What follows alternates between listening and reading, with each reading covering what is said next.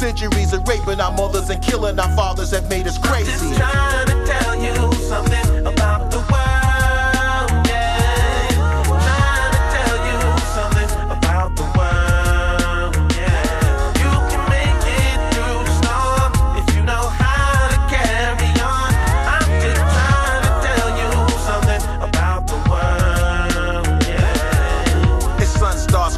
What the hell are we buying? Looking for clarity in the situation he's trying to remain calm, but his anger is climbing higher than the decibels of a police siren. The oldest daughter's upset, our people were scarred, and they bred us like animals. Are they the children of God?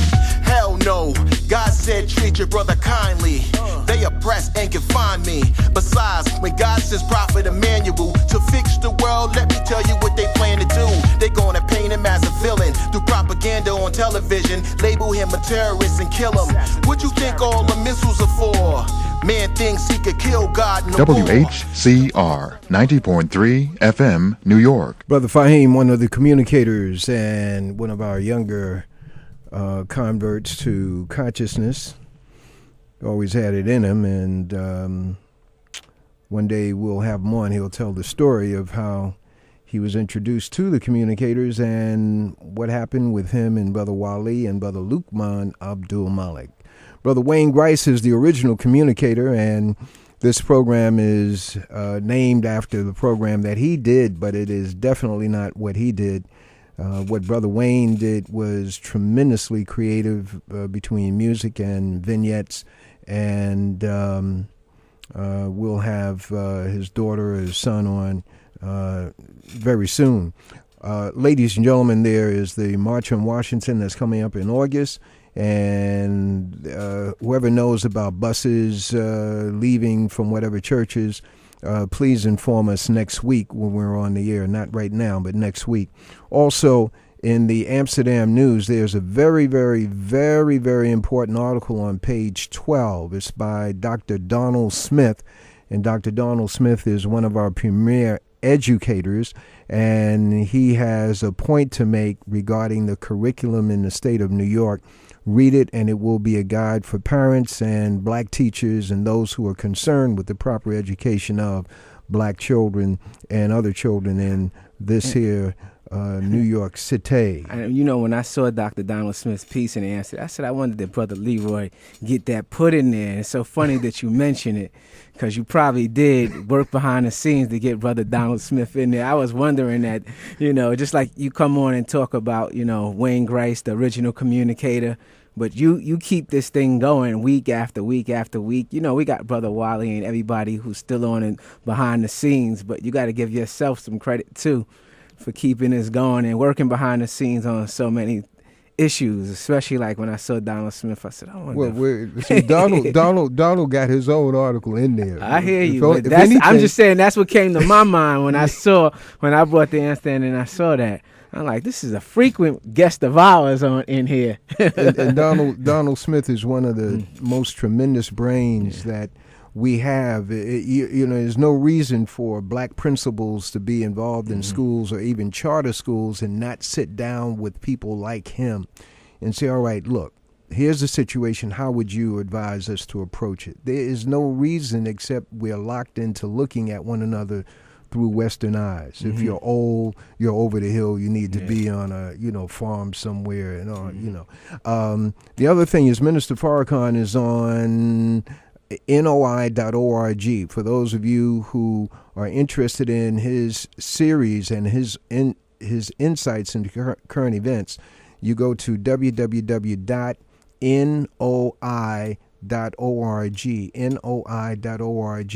and we must, all of us, take very, very careful care of our babies, of our children.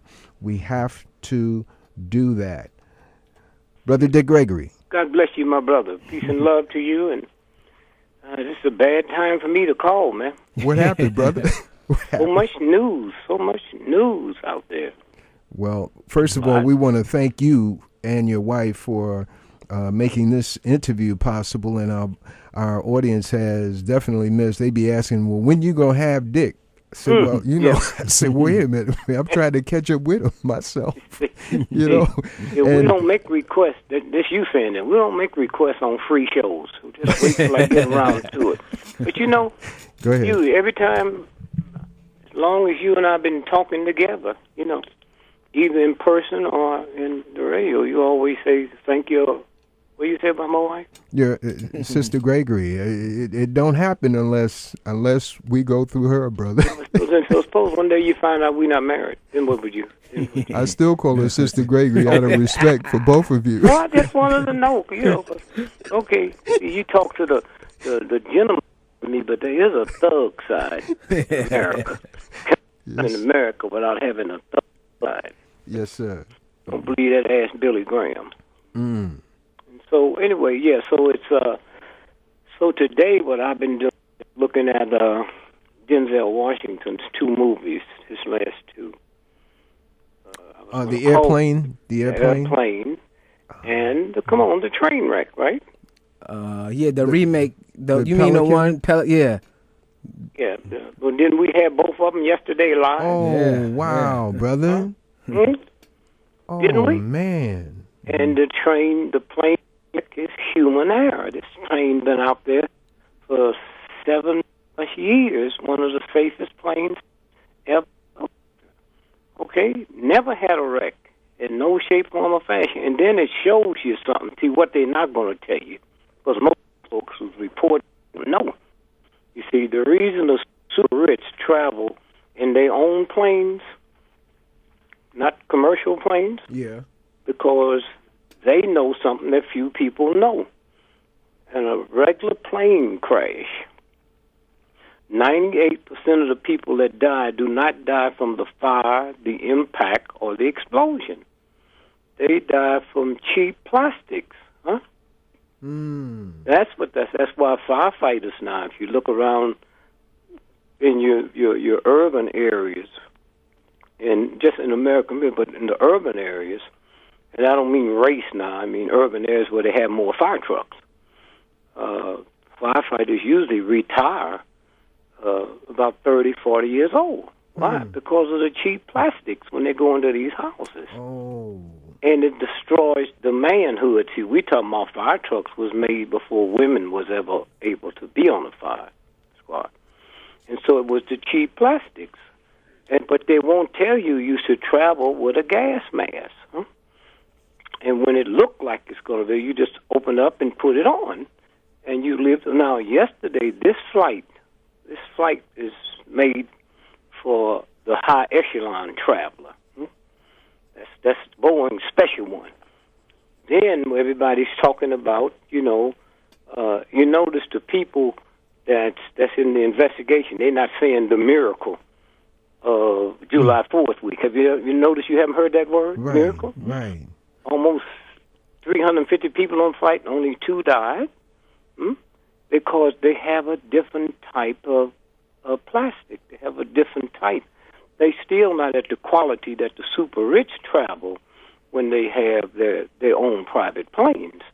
But that's what that's about. Not only is the technology at top of the line, but when you stop and think about it, that 2 people, I kept saying, well, and see, when I heard them say yesterday that the Coast Guard found the body, did you see that? I didn't see that. Is that somebody else in there with you? Oh, I'm sorry, Brother Sinke is in here. Okay, all right. Sorry, Did you see that? Did you see where the Coast Guard found the body? No, I didn't see that part yet either. I'm okay, still getting so that was to it. early, and so I'm thinking now, I said, oh, baby, I better cancel my stuff and kind of watch this. Because Interesting. That might have been a body they brought on the plane, that they had to get rid of. Interesting. So now, and then right after that, in the water. Now they haven't said if the 2 Chinese teenagers was found in the water. They didn't say the Coast Guard, but they say the only 2 was killed was in the last seats. And the reason the stewardess back there didn't die, they was blown out of the plane. Okay, when it hit, and the other 2 were still there. So the pilot's alive. Denzel's both his crash, him and the co-pilot's alive, wasn't it? Right. And then you get the train exploded. And they say they say the core of that whole town is gone.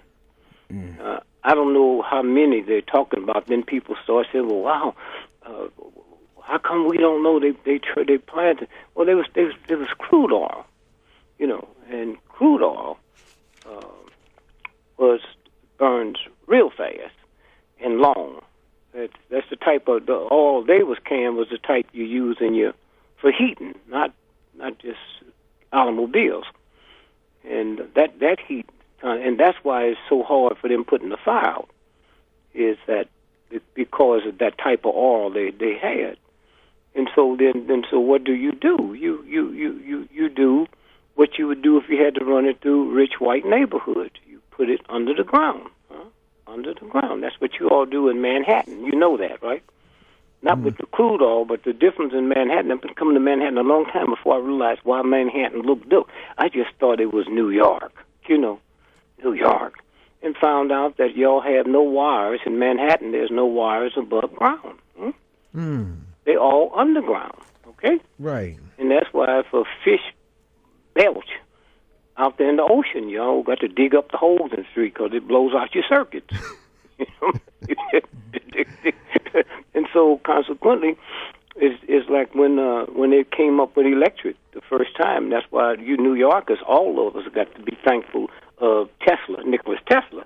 But you New Yorkers, especially in Brooklyn, got to be really thankful of him because when they first came out with the lights, New York was the first city that had lights. We're not talking about gas lights, electric lights, right? And who was it? The guy who created the light, the whole light thing. Not who invented. We're talking about Edison. Edison. Well, his money came from General Electric, and they knew that at least 500 people would die a month with direct current. But these rich boys got together and said, well, that's not a bad price to pay to give us something this important. So Brooklyn now was the first place that had electric streetcars. I mean, run by electric. Yeah. And they say people would get on the streetcars, and every now and then they'd hear something go zing, zing, zing, zing, zing, zing, zing, zing, zing, and they would all jump off the streetcar. Back then, the streetcar didn't have no doors. And so they just jump off. And they would run zigzagging. And that was because with direct current, they knew that those things would blow.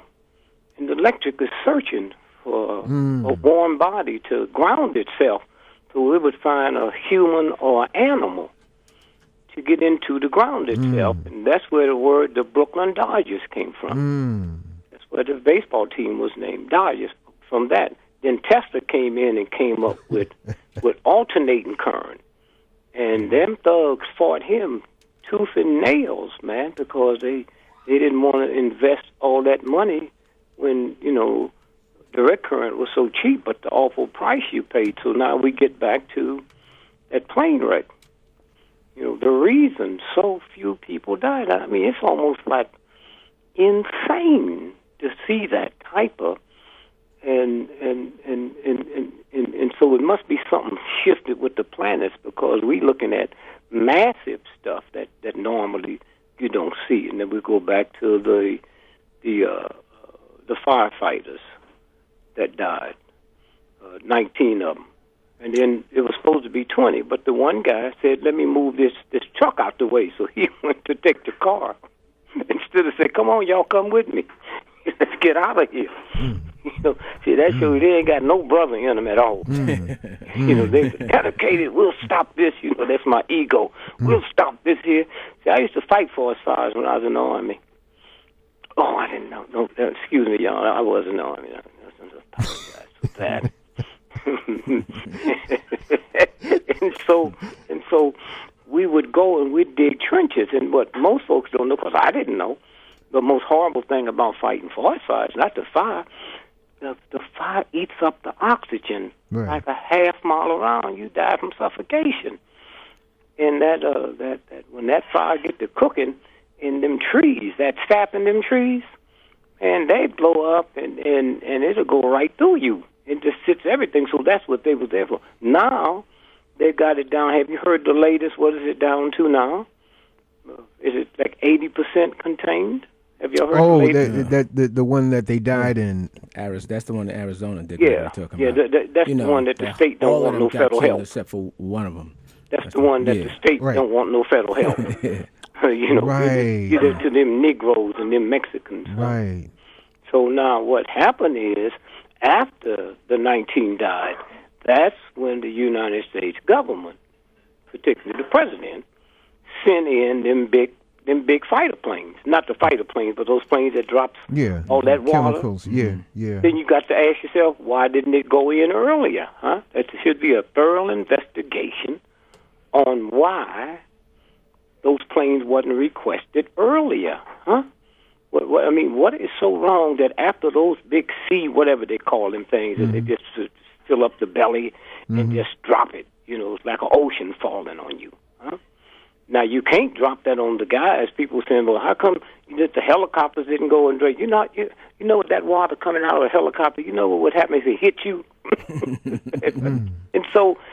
But I'm saying, once this happens now, then you got all of these people that start saying, well, why don't you send us this one? So it should be an investigation on how forest fires are fought, what technology are we not using, and would this be the same type of technology equipment we have if it came in a rich area where there was an explosion or something?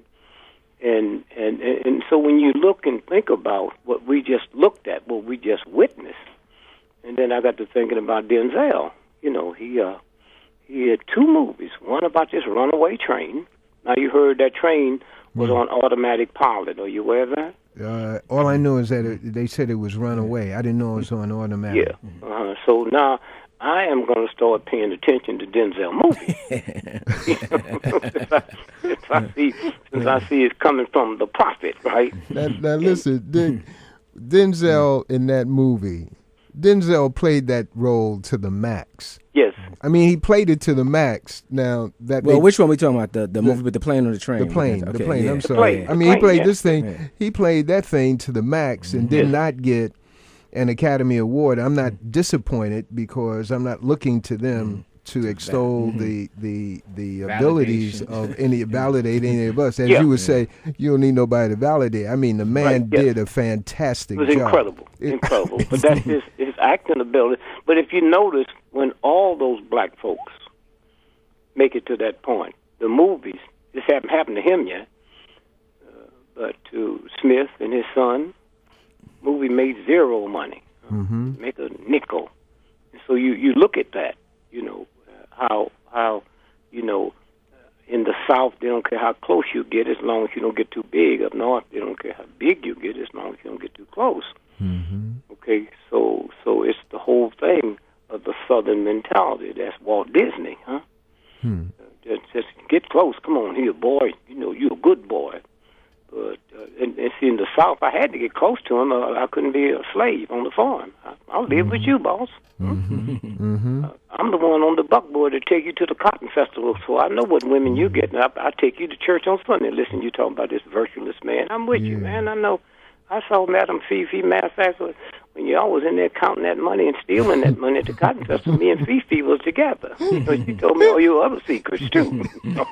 And so, but then the universe, probably the highest paid woman in America is what's her name, Sherry Sandberg, or something like that. She's the CEO of Facebook. Oh, okay. There's no woman in America is paid as much as she gets. She was on that plane yesterday, huh? She was booked on that plane that crashed yesterday, and she was riding, her and her family, with her frequent flyer miles, so, which means she had a free ticket, like welfare mothers, huh? And the plane filled up, and your free ticket wasn't any good, but since who she was, first class and all that shit, but if you pay X amount, she said, oh, no, let me get off this plane. Let me get off this way. So she got on another, same make. It was supposed to leave 20 minutes later. But they had a first class on that, and her miles would work. Can you imagine being that lucky? Huh? Because when I'm looking at the picture here in the paper, that's where some of that fire was, right there in first class. Yeah, and then again, you look and think about, whatever they did. Now they said when they found the black box, which is orange, huh? And they taken them back to Washington D.C., huh? And the real investigators, they didn't get in there till late yesterday, and they worked all night. So if they keep talking about what happens when you sleep deprived, you don't have the right sleep. So I wonder what kind of quick investigation that they do. And if they hear him screaming and hollering in the cockpit, we go back to Denzel again. You think we're going to hear that? That's why when they take that stuff back, you don't hear about it for 18 months. Well, why you got a black box? It take you 18 months to find out what happened. All the other planes still going to be flying, Now, Dick, the article, and we'll hit this and get off, is that the when the plane hit, I'm looking at the paper now. The tail section broke off immediately and went into the bay. Yeah, that's and they have a schematic in the paper.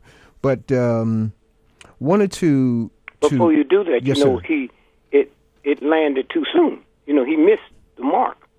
That's why we don't have to wait for that to find out it was solid air. He missed. You see, they got a thing down. Let's look at like 3 miles right on the runway. Yeah. They got a thing. That plane is not supposed to hit until it. It's like when you run in the broad jump. Yes. There's a line. If your foot go above that, you disqualify. Right. Okay. Well, that plane is not supposed to hit till it gets to that line.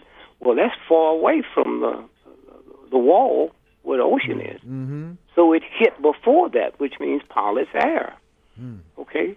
And then now the fight is going on. Is the union officials who's there, the airline people who's there to go through the whole Denzel thing, man. It's the Denzel movie. Everybody's going to be there to protect their own, even when Boeing aircraft because Boeing can't take another hit. I mean, Boeing is that new plane that come out that had to be grounded, remember? Because of the battery fire. Y'all, I think they just now getting ready to lift that. But then they say, that white supremacy, they're so busy thinking about the white thing, they forgot about, they're going to give, it was clever what they did. Boeing gave every major nation a piece of the action for that plane, okay? So every major nation had a reason to buy them planes, huh? It wasn't they let the Japanese make the battery, huh? Japanese do not know about technology. Everybody think about the Japanese, made in Japan, Japan are good copycats, and the reason is in their culture, harry-carry. If I fail, I'm supposed to commit suicide. That's built in my culture. Wow. So they can't take a chance on failure, and so they take everybody else's stuff and copy it, and they copy it better, huh? So they let them make something. Battery. Now go back to this brilliant story, man. The B-52. That was the workhorse of World War II, right? The workhorse. Mm-hmm. Nobody had them but us, right? Right. So the Japanese were shooting them down. Not that many, but boom, boom, boom, shooting them down, right? So about 30 years after the war, they, America and Japan are friends, so they got a little thing going on up in the bushes. They looking for all at once. We ain't fighting no major war. We find out there's some folks that's missing, war people that's missing. So let's go see if we can find them. White Boy Creed, a whole new industry. They get out there, they find a B-52 that had crashed in the woods, and it was intact. And then they realized something that had happened. They was buying these bomb sites. When you're up in there, you had these sites that you peep through where you drop the bomb. Right. And they could never hit the target. Never hit that. They had never had a bomb site like it. And then they found out there was a little hairline cut in it. when the Japanese recovered that and started making bomb sights, they left a little hairline crack in it. They didn't know that wasn't part of the bomb sight that happened after the plane crash. But that's what happens when you copy. When you copy, they didn't know that wasn't. And so I say that to say, why would you let them make something? Don't you do it and say, copy this here, and I'll give it to you. And so it's that whole. So Boeing took a hell of a hit on that because they was bragging it's the best thing in the air. And so when you look at, so now we'll go back to the politics of it. We can't embarrass these countries. It might be the whole thing of culture. You know, the culture, like parents. You can't talk to your daddy like that. Well, he's wrong. I don't care if he's wrong or not. This is his house. Well, you got cultures like that the pilot, the second lieutenant can't say nothing to the pilot, the captain. Right. Maybe he was trying to say, boss, by that time it was over. But anyway, that's what we went through yesterday on those two things. But Dick, I thought that they changed that. You know, the part you're talking about in the cockpit, that was the one thing that came out of these cultural studies, that for their airline pilots, you know, that's the only example in which they can say, like, listen, even though you're higher in rank, that's a mistake, because they had all that data before. How many preachers you got come out against abortion, but if they impregnated a 17-year-old girl, you think some of them wouldn't run to it? I mean, you know, I know I would. You know, so you again, you know, you go through that, but what kind of rigid test do they have to wipe it out your brain? That culture thing is already there, already there. And so, you know, you got young folks now. You're okay. Bless you. And I had my little 6-year-old granddaughter call me because they got a different mindset. Yes.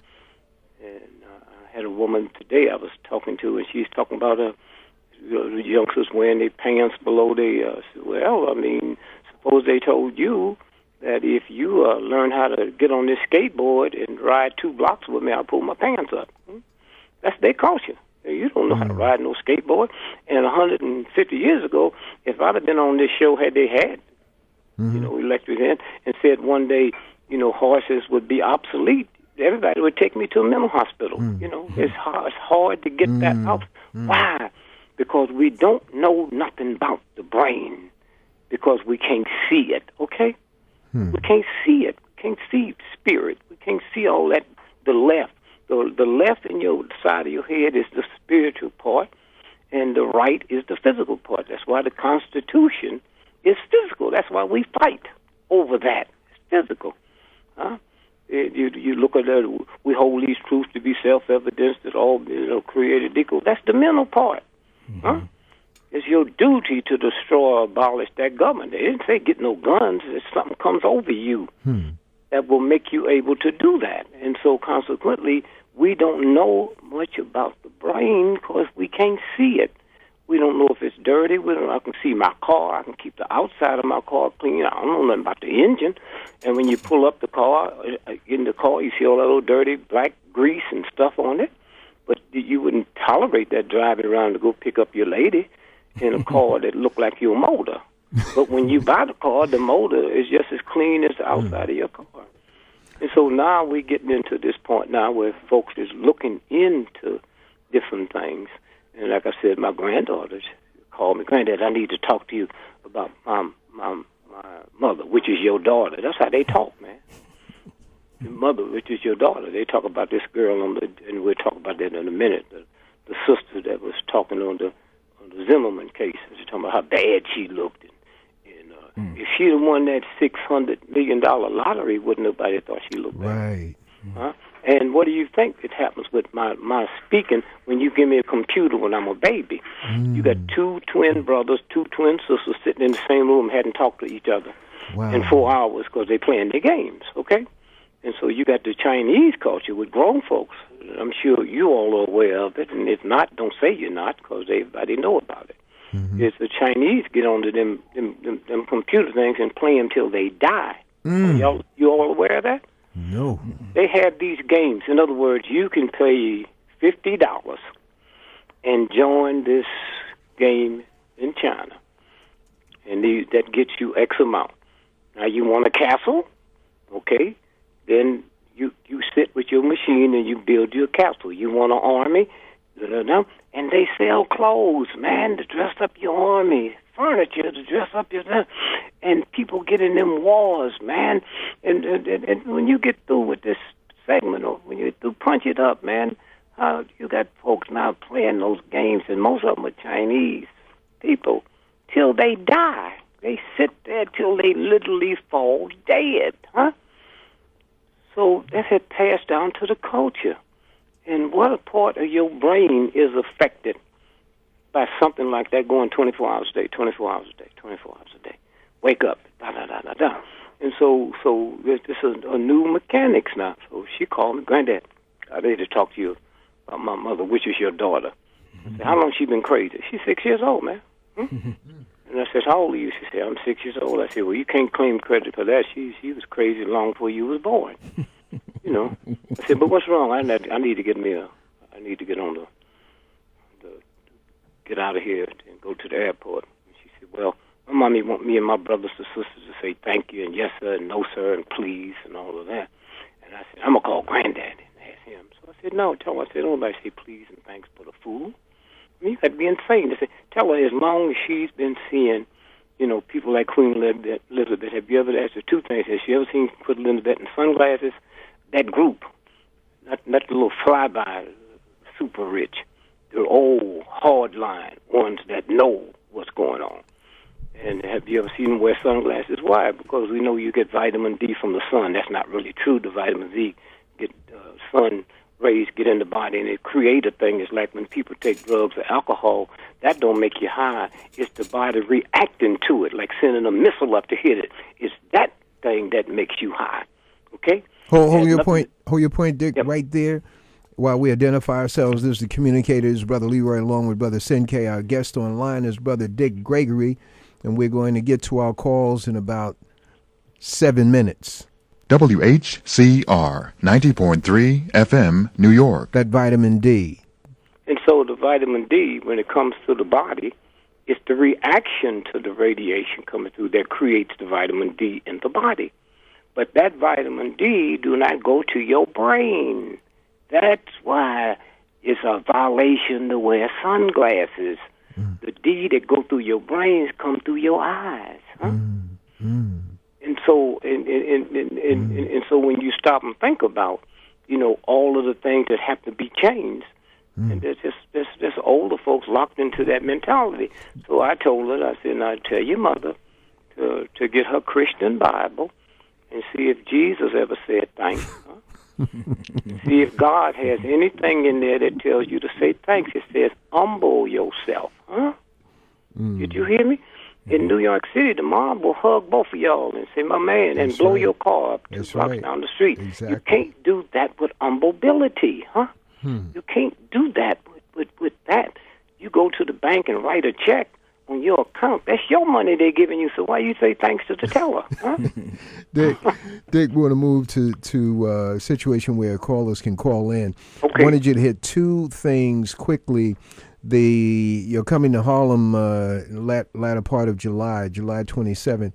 What is the significance of Harlem to you when you have the opportunity to come to Harlem, this is not your first time. You've been here many times. Talk about how it resonates with you in terms of not so much your personal self as much as the significance of Harlem to Black America. Well, there's two things.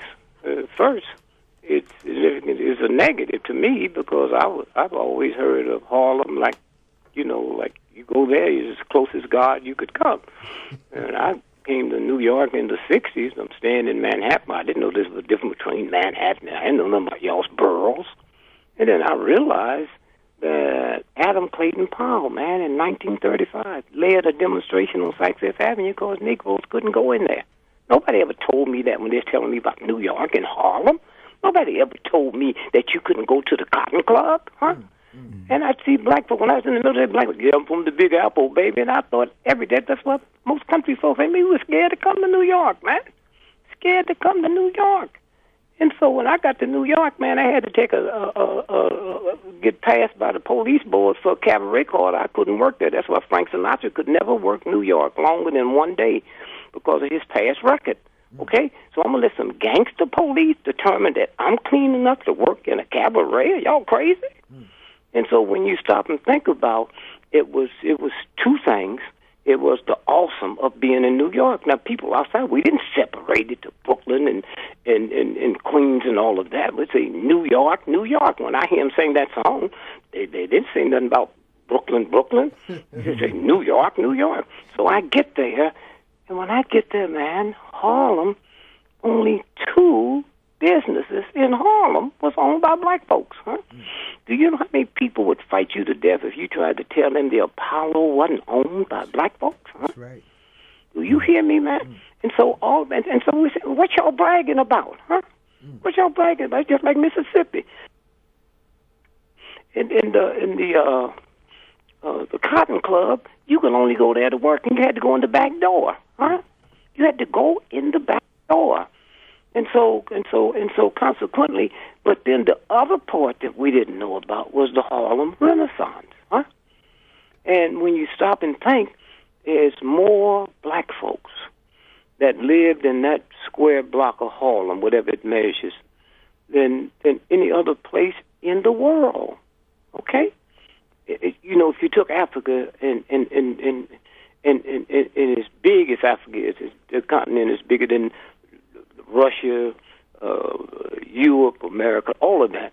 And then so you say, well, they had those many black folks. So black folks was coming to New York, man, to get over, you know, the writers, the playwrights, the people that wanted to be. Where could you do that?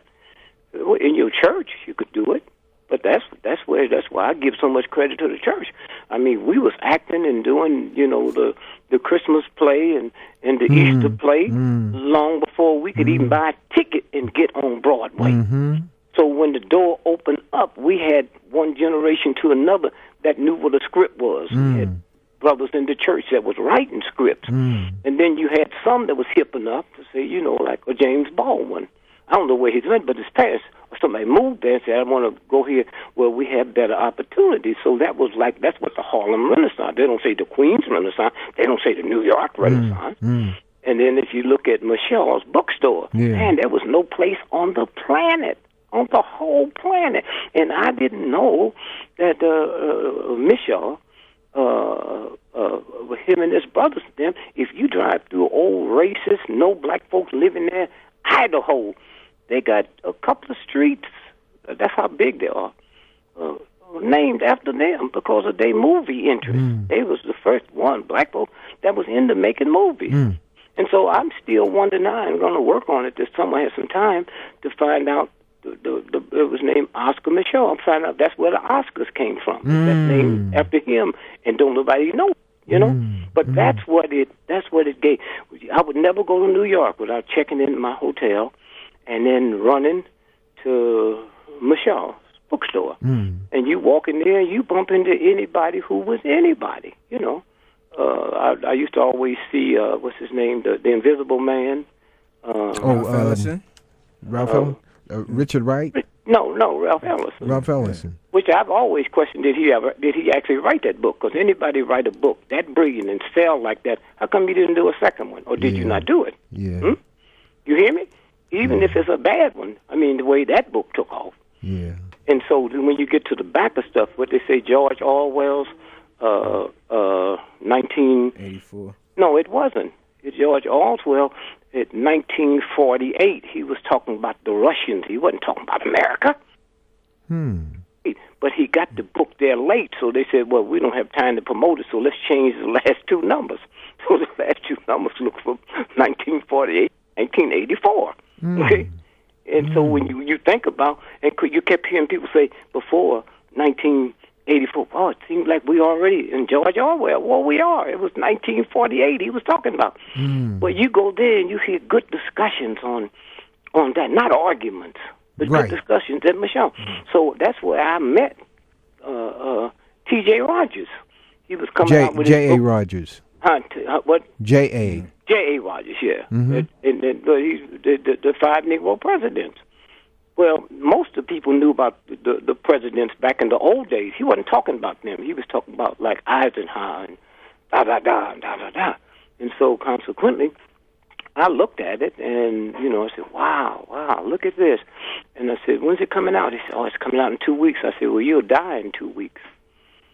And so Michelle said, what do you mean?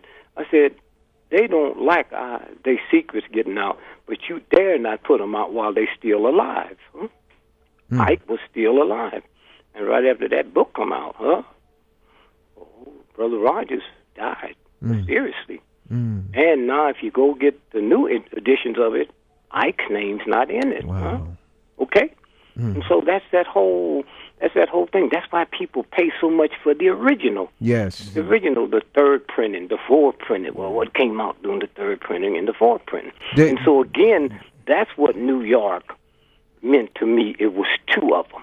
And had I not been Dick Gregory and had carte blanche to seeing, Michelle's bookstore, because as I live and breathe now, Michelle's bookstore, the Renaissance, was that part that just changed the whole world. And the reason so many of them went to Paris, because you didn't have to pay much money to live in Paris. So you didn't come by nobody come to your house. If you was going to meet somebody, a friend or girl or cousin, you met at the cafe. That's what was meant by cafe society. You met at the cafe. And then at the evening when it was over, we said, and if it was a sex thing, you didn't go to her house, she didn't go to yours. And that's where the law came from, streetwalkers. If you're in the street, you can be arrested. But if you stand at the door, remember back then all the houses came down to the street. And if you had 1 foot in the door, then you was not called a streetwalker. And so you could go to Paris and get over, because you didn't have to do that other money for the front. You get you 1 suit and 1 shirt. And so, but that was an extension of Harlem. That was the next step where they went, because they bumped into that rigid racism, because you really couldn't get over big until you went downtown. And so that's what I feel, that I was horrified to realize that out of all the stuff I heard about Harlem, let me tell you, in the 60s, do you know there was not one Negro principal, and you had the largest cluster of black folks anywhere in the world in a small area? That's right. Not one principal, man. That's not one Negro principal in that area, in all of New York City. And so nobody told us that. That's like, I'm going to Mississippi, and y'all didn't tell me I can get lynched there. Okay, I can get killed by the police in New York, but just any old mob come out with no authority and put a rope around my neck. And so, again, that's what it meant to me. And I think the sooner that gets separated, and it will, because these youngsters are going to look it up and find out and say, no, we're not having this. And then, because New York can stand on its own, that Harlem Renaissance, where in the world can you go to equal that, especially when somebody got a hammer on your neck? Wow. And you still able to do it. They was reading the same old racist books, Little Black Sambo, Mama Sambo, Daddy Sambo, but the white folks in it, they had real names, The little girl, Judy, and the little boy, whatever his name was, and then the boy is the one go chase the tiger to get some butter for the pancake. The thing is, you see, it's not even a joke. You tell it.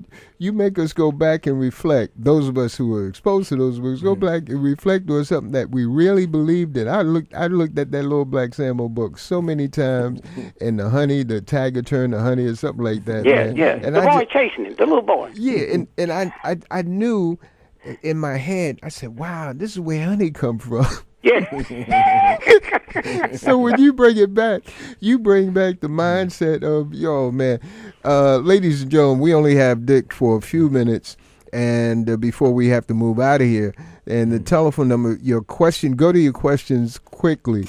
The telephone number is 212-650-6903, 212-650-6903, and we'll put you right on the air. Just go to your question quick, and that way we can get in a few.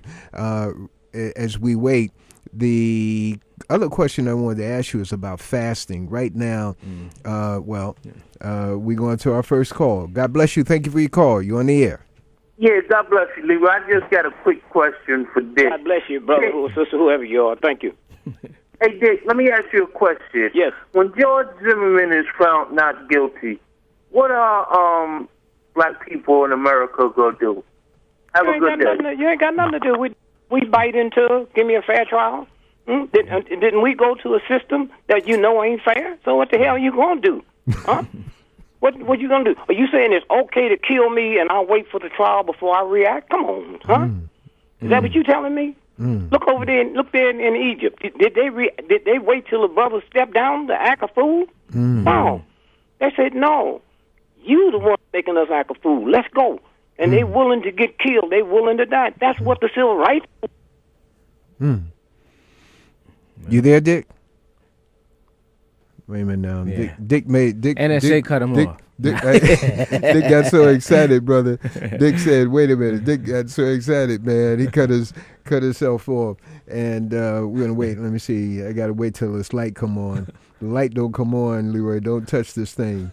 The light don't come on. I tell you, this is the Unbarber Barber Ball. This is WHCR 90.3 on the FM dial. Waiting for Dick Gregory to come right back on with us, and when you have your opportunity, Dick's got to call Black. This, once again, support Black media, and that means papers and programs that you hear on the air, talk programs that mean something to you. There's some talk programs, they just yakety yak.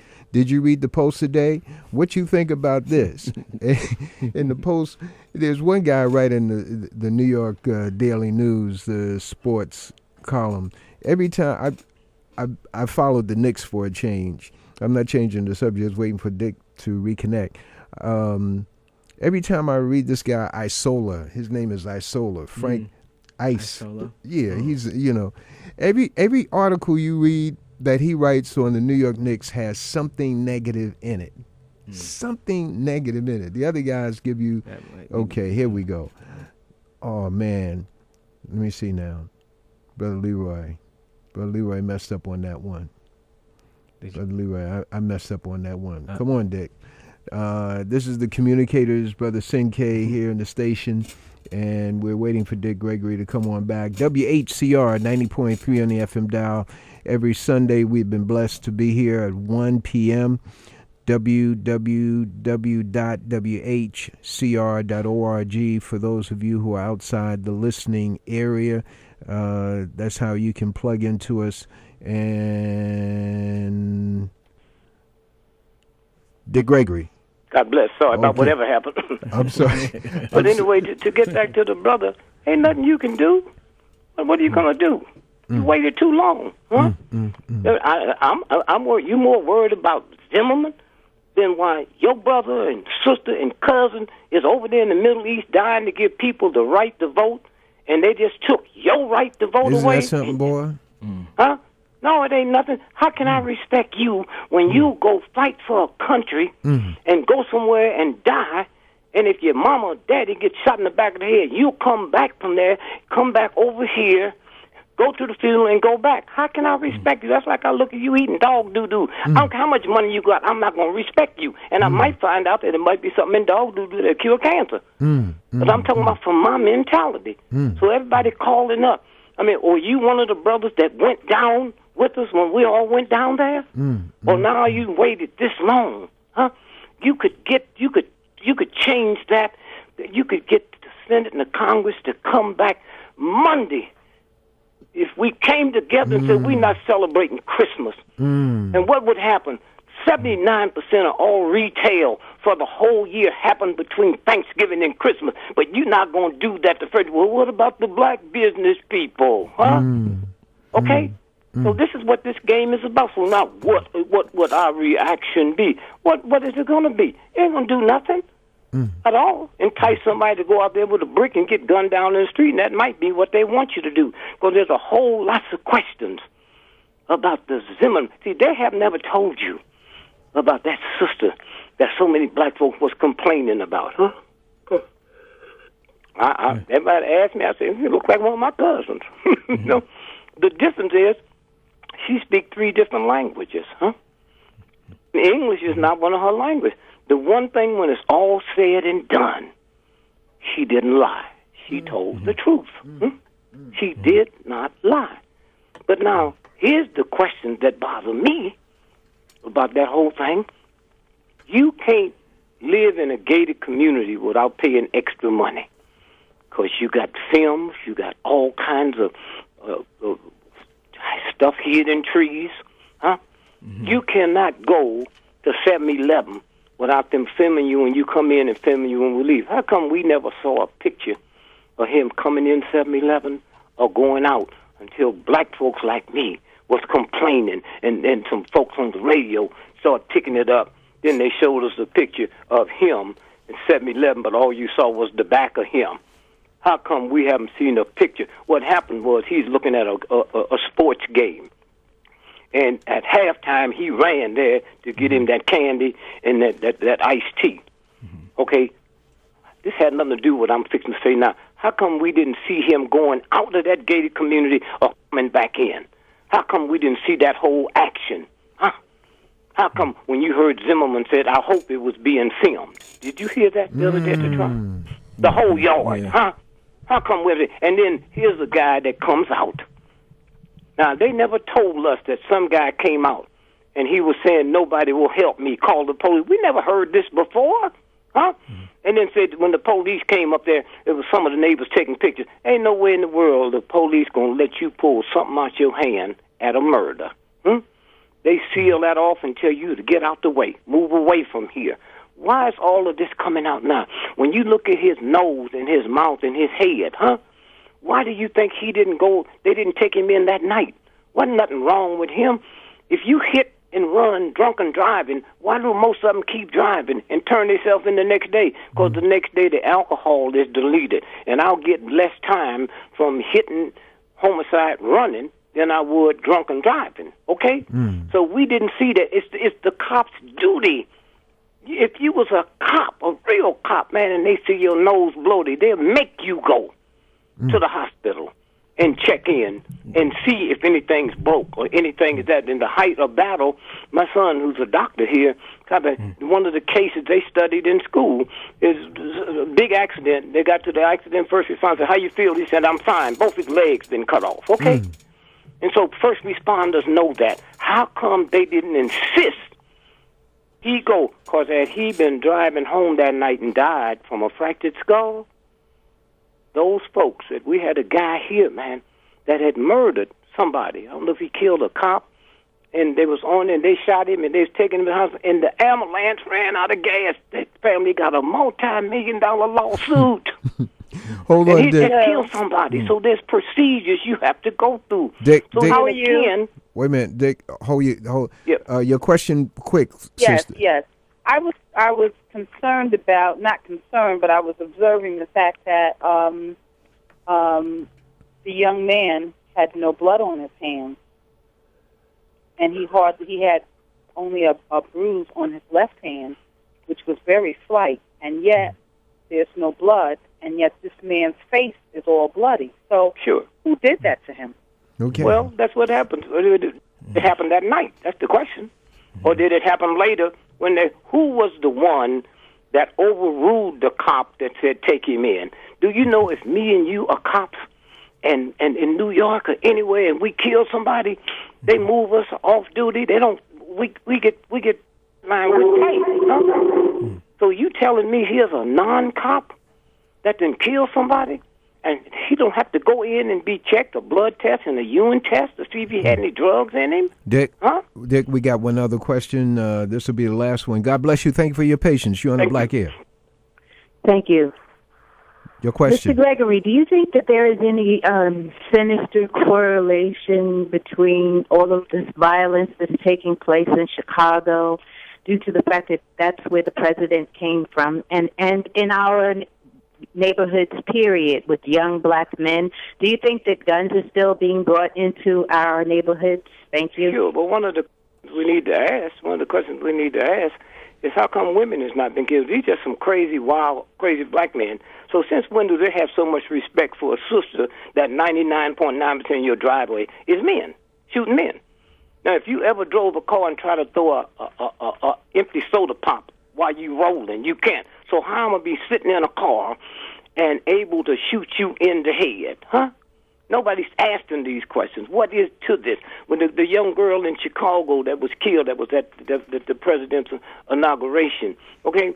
So they said, after they said the car turned around, they're talking to the brothers now who said they did it. Said the car circled around, they parked the car and got out and came back and shot. How's that a drive-by when you walking, huh? What's this about? And so consequently, when you stop and think about all of the stuff that we look at, they spray lead and manganese in the black community at night. When I was a little boy, and they come back and they said this old white stuff coming out the car at night for mosquitoes, and a whole lot of people would end up getting sick, okay? That horrible smell. And so again, I'm saying, when you stop and think about what are they doing, and the fact that they can run that game down on us. And the most important thing of the whole Zimmerman trial, he was killed 100 feet from where he lived with his daddy the 2 weeks he was on vacation, huh? And all at once now, let's skip real quick because they dig up this woman that's supposed to, that he'd lived with for 14 years. He said, I was like a mother to him. Well, said, you think it was racist? No, I don't think it's racist. Oh, we ain't never heard from you. When we do hear from you, you say you think it wasn't racist. Get out the way. Here's the most important thing. 100 yards from where his daddy was, where he lived, is where it took place. And for 3 days, his mama and his daddy was calling the police, and they had him listed as missing person. He's in the morgue. That's basically an all-white town, an all-white county, and that complex is basically white. How many 17-year-old black teenagers you going to have in a morgue in an all-white town? You can't get to the morgue without the police signing off on you. And I'm saying the mother and the father was calling back 3 days, and nobody's brought that up, huh? Because it wasn't for black radio. That's right. We wouldn't be talking about him. Yep. It happens every night in America. If he was killed there, then forensics, you're talking about a white gated community.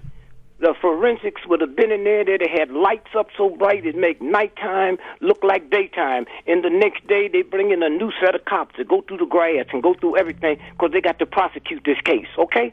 They want to see if it's crack or if it's this or if it's that. Or did youngster have a gun and throw it somewhere? You mean the dad who lived there, nobody told him something, even if he worked?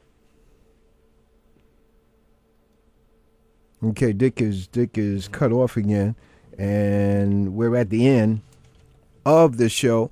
He'll be coming in town July 27th at Muhammad Mosque.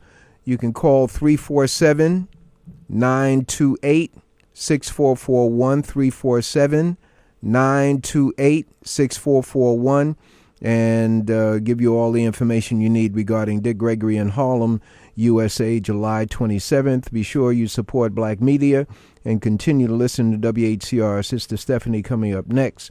Tomorrow morning we'll be with you, the good Lord willing, on Respectful Life at 9 a.m. God bless you all. Peace. Good morning. I am Sister Glossary Holmes, asking you to stay close to WHCR 90.3 FM in New York. On the Sweet Spirit of Victory program, Sister Mary Jefferson and I, Sister Glossary Holmes, are on from 4 a.m. to 8 a.m. every